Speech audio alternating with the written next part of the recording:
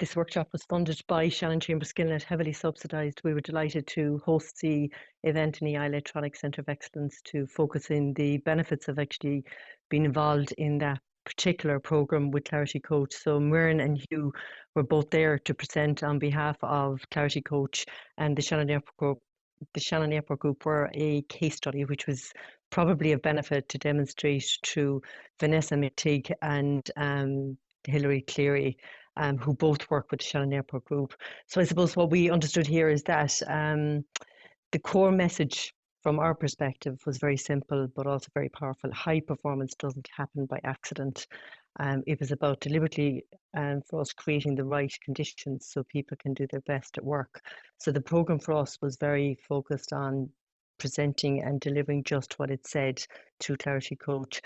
And what I suppose, taking a step back as well, Sean, many businesses are, as we know it, under pressure. Skills are, there's skills shortages, there's change fatigue, and there's rising costs. So this workshop brought that community of people within the Shannon Airport Group to think together collaboratively across all departments and to improve communication and resilience.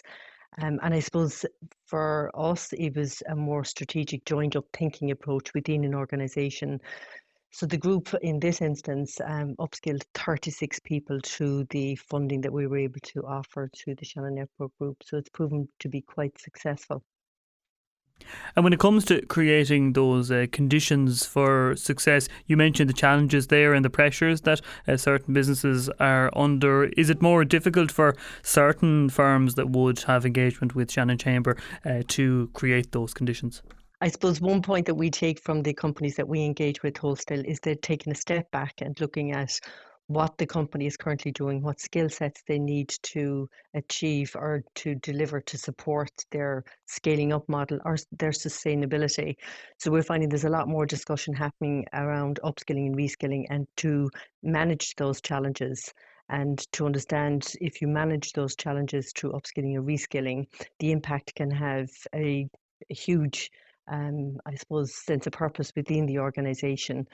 So going back to the key impacts that were highlighted during the session we had with Muireann and with Hugh is that stronger collaboration across departments, there was better intergenerational teamwork, and there was improved performance and communication and resilience. So there was more joined up thinking. So I think the output for us as a SkillNet is to make sure that when we're delivering a programme of this quality to members, that it is meeting their expectations and giving the impact to allow companies to move forward with the right skill sets within the organisation.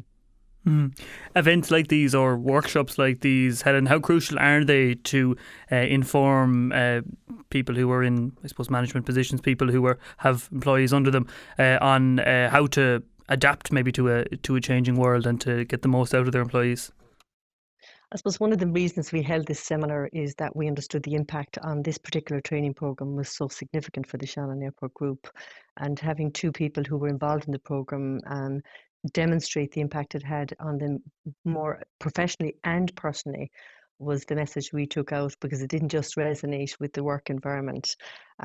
So to that point, I think programmes like this or workshops like this being delivered in EI Electronics in this particular instance allows the businesses to engage, to be curious, to ask questions, to essentially become part of the success in this instance of the programme delivered by Clarity Coach.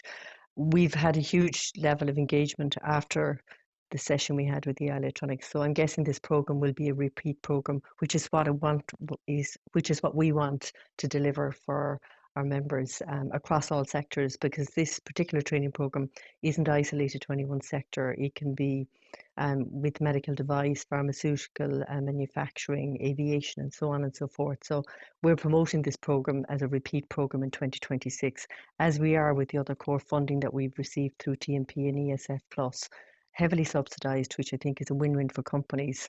We'll organise the training, we'll organise the trainers, we'll organise the venue and all the supporting services that are needed to deliver this programme. So it will be a repeat programme.